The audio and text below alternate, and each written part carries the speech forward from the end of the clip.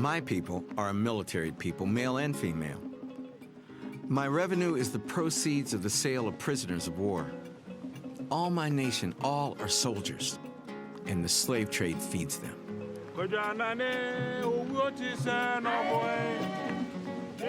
This is how a powerful West African ruler described his kingdom to a British soldier in the middle of the last century. It's no secret that European traders shipped roughly 11 million Africans to the New World from this very coast.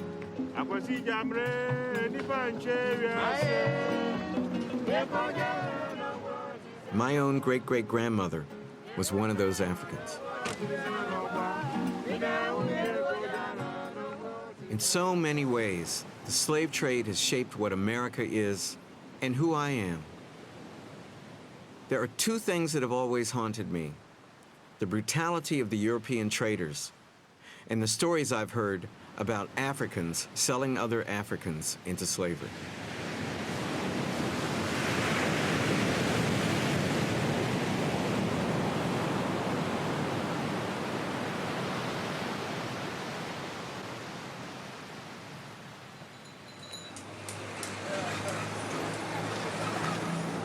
Hey, my brother. How you doing? Fine. Good. Hey, my brother. How you doing? I've come to Ghana, to the town of Elmina, to find out what really happened along this coast.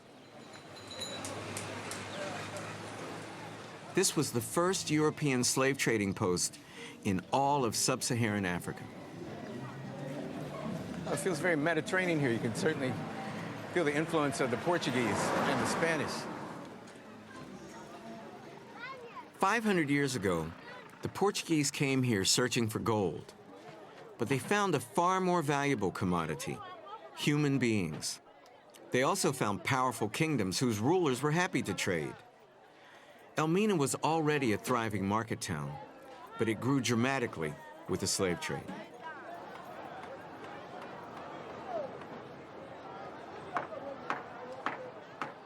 From Elmina, I'm heading inland, away from the coast and the European slave ports, to Kumasi, the capital of the Kingdom of Ashanti.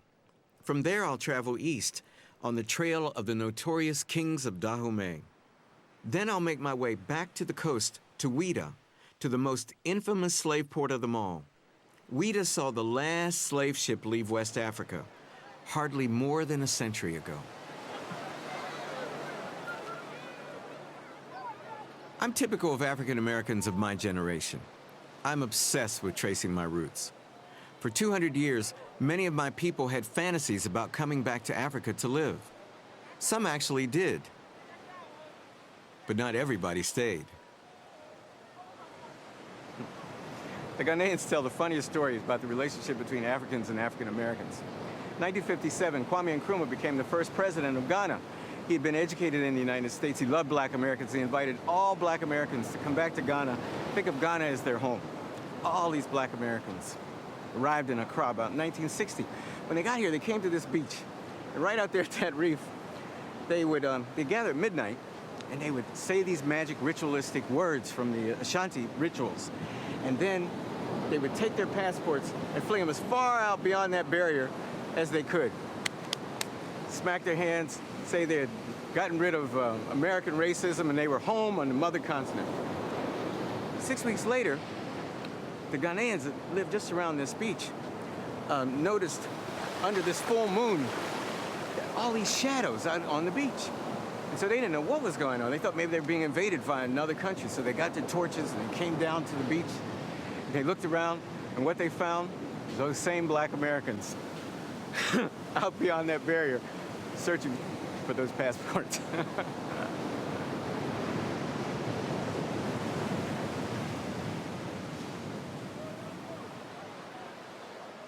We feel at home here because we're surrounded by black people. That's why we come. But the memory of slavery and of what our ancestors must have gone through is always lurking. Even a pretty little harbor town like Elmina is dominated by its slave castle. And for us, a slave castle is like Auschwitz. Right in here. Just very dungeon housed between 150 and 200 women for 3 good months.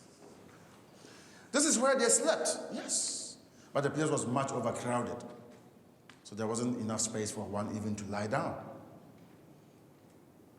The result was an outbreak of malaria and yellow fever. So by the time the ships arrived, more than half were already dead. Well, this is the infamous room of no return.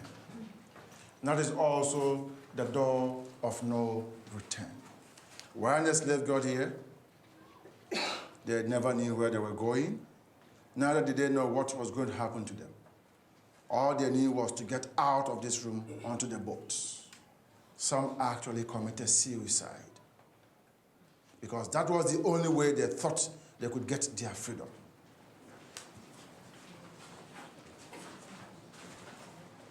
In fact, it was the Africans who did the raiding and selling of Africans to the Europeans. No European ever went into the hinterland to raid for slaves. It was the Africans who did it. And before the Europeans even landed here, slavery was already in the system. It was slaves that worked in the palaces for the kings.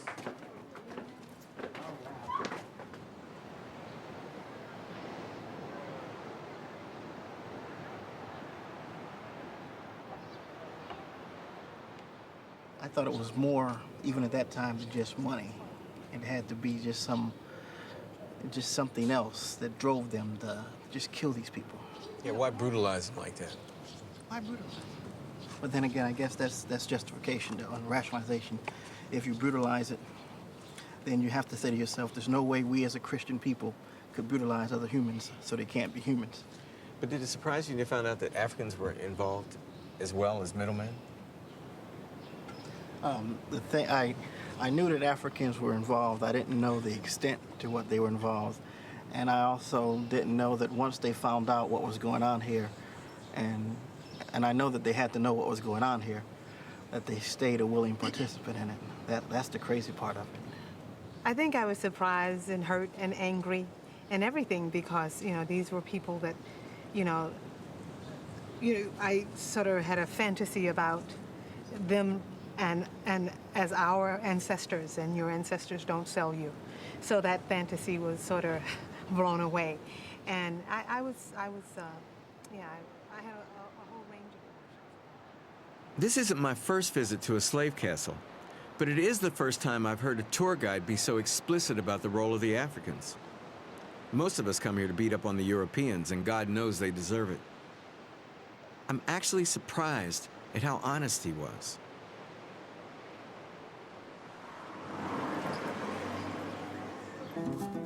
This was called the Great Road, which cut straight through the forest, all the way from the coast to Kumasi. In the 18th and 19th centuries, the Ashanti Empire covered an area bigger than Britain. Very few Europeans were allowed to travel into the interior. They needed the permission of the king, and he rarely granted it. Once in a while, nervous reports would reach the coast. The Ashanti army is numerous beyond belief. More than 60,000 men, acquainted with the use of firearms, ready to sacrifice their lives to the nod and caprice of their king, who was known to be savage and cruel in the extreme.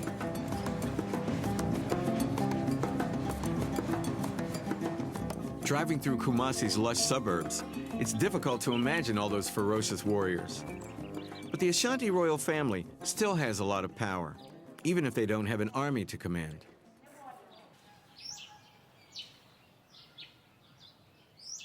I've been so welcomed here. I almost wanted to forget about Ashanti's role in the slave trade, but I can't. The Ashanti sold the Europeans prisoners of war and their own criminals. A large part of their wealth and glory was based on slavery. I wanted to know if they had any regrets. So I asked the king's son, Ohiniba Adewese Poku. The whole slavery episode was an unfortunate era in the history of Africa, and for that matter, of Ashanti. One would say it depleted the human resources of the empire. What perhaps the empire could have achieved, was lost through this trade, So much as we, as I said, do regret, that era in our history, perhaps it was a sign of the times, and we couldn't have done otherwise. But do you think the Africans understood how horrible the transatlantic slave trade was? No. I mean, I don't think they knew. I mean, if they had known, known about the horrible stories that these our brothers and sisters were going through when they were being transported, not only from our coast, but through the transatlantic, through Goree, and then the transatlantic route to the States. I don't think they would have continued doing it. I mean, besides, there was no means of knowing, the, brutalities that they underwent. Perhaps the people around the castles might have seen how horrible it was. They might have seen some aspect of it, but those of us, that's our ancestors who were in the interior, had no means of knowing, except through a few stories here and there. But if they had known, I'm sure that they wouldn't have continued doing it. It's hard to turn down such a huge source of profit. The motivation of human beings. Well, that's the human factor in trading, the profitability of it. But it happened, and I think most people are very sorry that it did happen that way. Yes. Especially the slaves. Well, I hope so. Yes. Yes.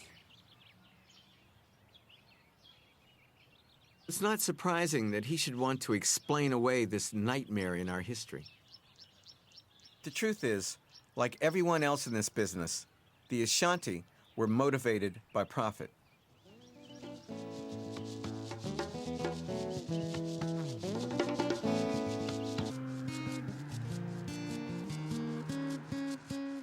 At last, I made it into Benin, the modern name of Dahomey. Stories about human sacrifice and barbarism here were favorite travelers' tales in the 18th century. Traders were far more fearful of Dahomey's kings than they were of Ashanti's.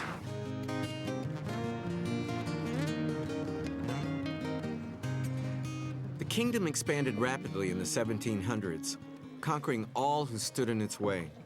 Many people took refuge in isolated places. My drive takes me past Ganvier, a village formed in those insecure times. A floating village. The reason this village is out here, built on stilts, is because the king's warriors, the Amazons, couldn't cross water. It was bad luck to cross the water. So the only way that these people could protect themselves hundreds of years ago was to build a village in the middle of this river. And so they did, on stilts. It's incredible.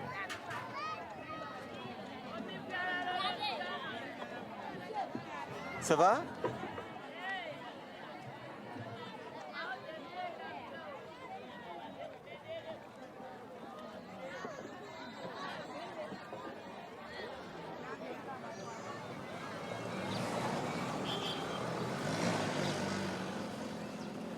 The kings of Dahomey built themselves great palaces here at Abomey.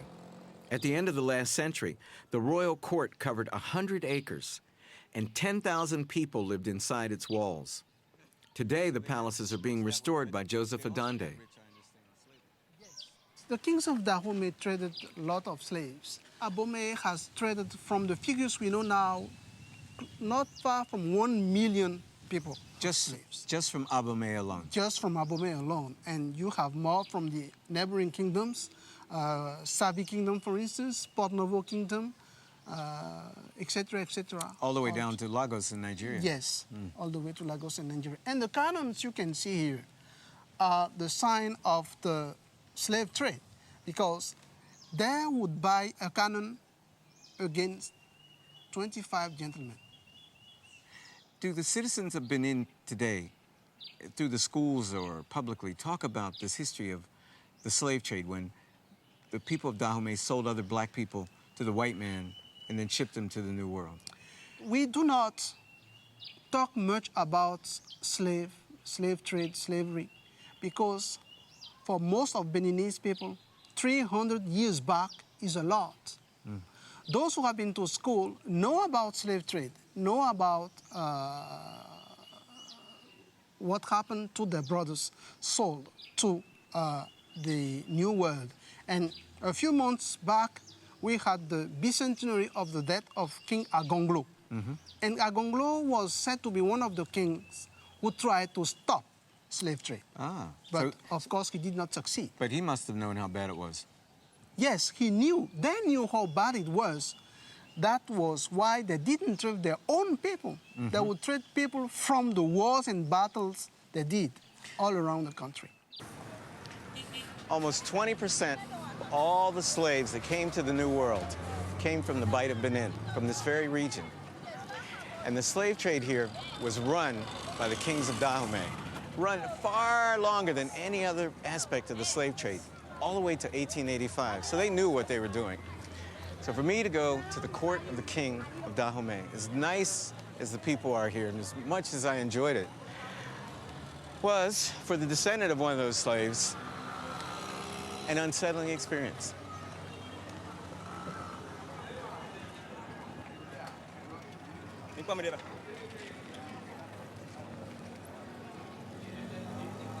This leg of my journey. I'm on my way to Ouida, the old slaving port of Dahomey. Hundreds of thousands of Africans were exported from Ouida to the New World. Slavery ended here only 100 years ago, and these streets still feel haunted.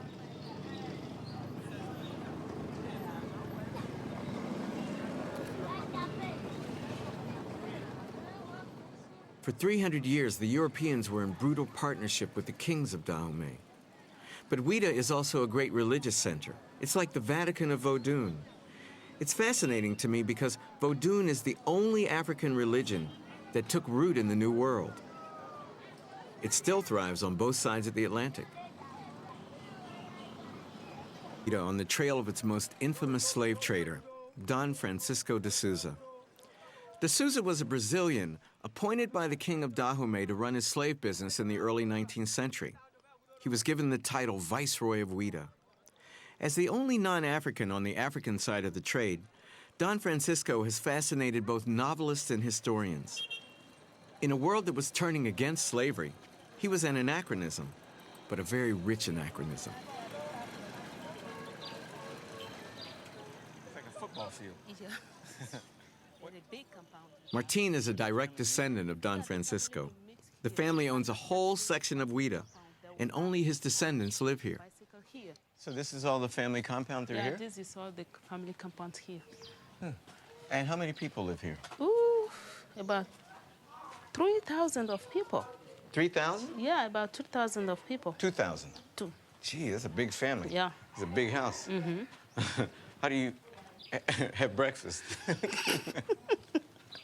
Were you born here? Yes, I was born here in 1954.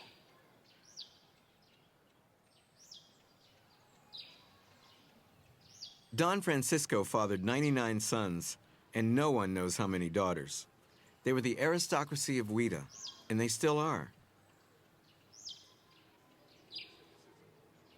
Tell me about your ancestors. Martin took me to see Prosper de Souza, a senior member of the family. I asked him how he felt about Don Francisco. He loved African women. Qu'il aimait la femme africaine. La bonne preuve, il en a pris beaucoup. He had a lot of wives, African wives. Combien? How many? Je ne connais pas le nombre. I don't know how many. Je suis fier de ce qu'il a fait. I am proud of what he did. Parce qu'il a sauvé la vie à des milliers de gens. Because he saved the life of Suivant ma many. conception, à moi. According to me, he saved life of thousands of people. The king of Abomey would have sacrificed all of them. So he has done a good thing by sending them away from the country. C'est ça. But the bad thing is that the slaves in the New World have a hole in their heart. Mais ce qui est mauvais, c'est que tous ces descendants d'esclaves qui sont là-bas ont un grand vide, un grand trou dans leur cœur. Oui, c'est qu'ils ont la nostalgie de leur ville, peut-être. Ils They have- veulent revoir leur patrie d'antan. They have a nostalgia of their country. They would like to come back and see their country as it was before.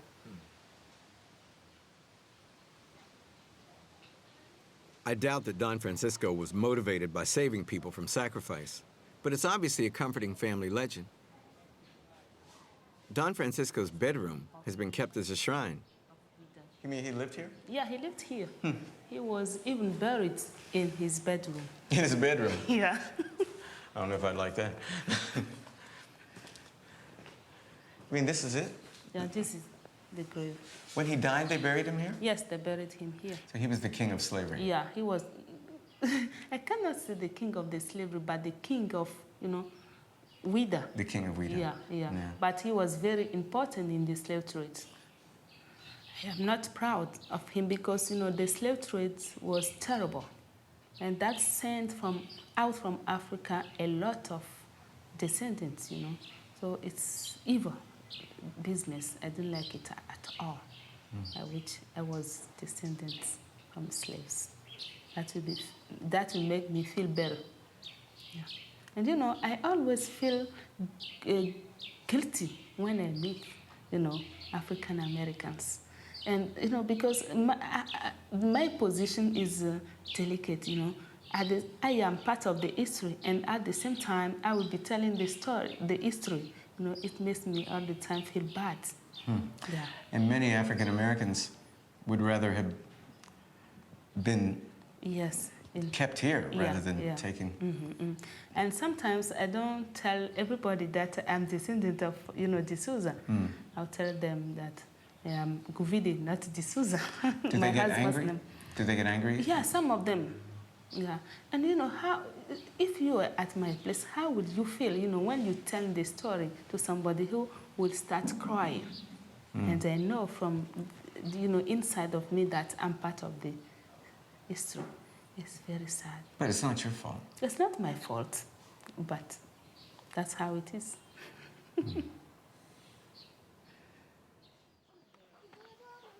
I feel sorry for Martine. I had never thought about the devastating impact that slavery has on the descendants of the traders. But I don't believe that you inherit the sins of your ancestors. I almost feel guilty dragging it out of her. Martine and I walked down Ouida's infamous slave road. The slaves were marched from the market to the ships waiting offshore. So Don Francisco carved this route straight down to the sea. Yes, straight down to the sea. The slaves would be in chains? Yeah, they will all be in chains and walk these roads.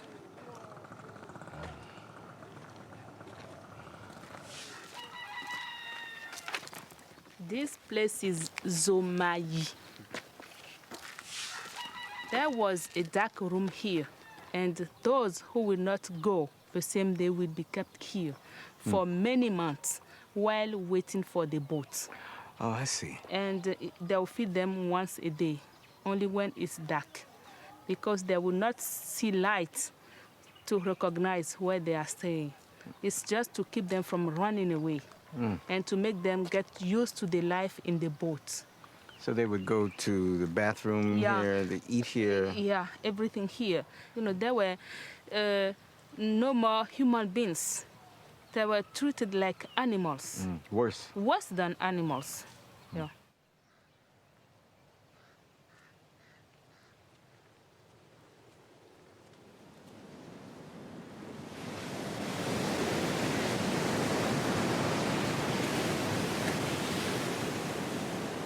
This is the last stop of the slaves. Actually, we call that monument the Gate of No Return. No return. So once they cross these gates, it's finished. The destination is the New World. And there was a lot of activity on this beach exchange. The Europeans will bring all the goods here, cannon, pottery, bottles of wine. Actually, this is an example. You can see on the land, lot of broken glasses and a lot of potteries, from that time. These shards of glass, Yes. are that all? Yeah, even this is a pipe, step of pipe in porcelain. So this was like a market. Yeah, like a market.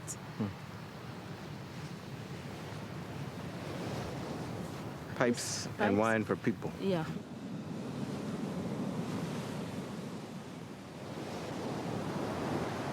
We have to forgive. Yeah.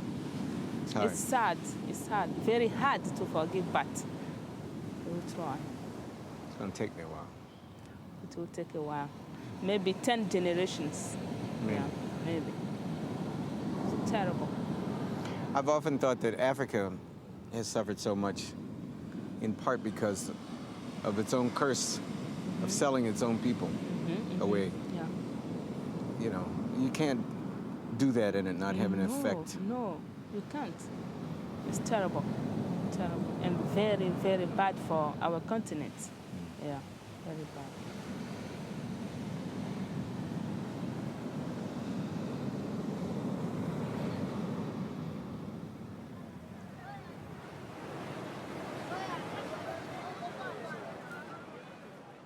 A philosopher once said that behind every civilization, there's barbarism. The truth of this has been brought home to me here in West Africa. I'm proud of the great kingdoms built by the Ashanti and the Dahomeans, but their wealth came largely from selling slaves to Europeans. And this is agonizing for me as a descendant of one of those slaves. In the end, though, why should we expect human history in Africa to be less complicated, to be less messy than it is anywhere else?